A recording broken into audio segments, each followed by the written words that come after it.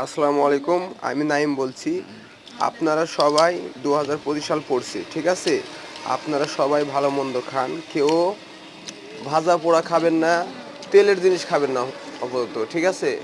তো সবাই ফলমূল খাবেন, ভালো মন্দ খাবেন, ঠিক আছে? তাহলে শরীর স্বাস্থ্য ভালো থাকবে, ঠিক আছে?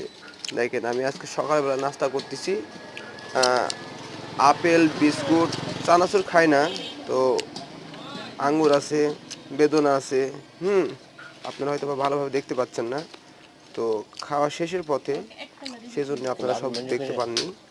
তো ভালো মন্দ খান, এটাই আমি বলতেছি। আপনারা সবাই ভালো খাবার খান।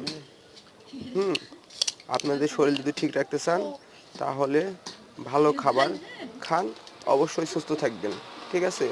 অসুস্থ হইবেন না। তো সবার কাছে আমি বলতেছি, আসসালামু আলাইকুম, সবাই ভালো থাকবেন।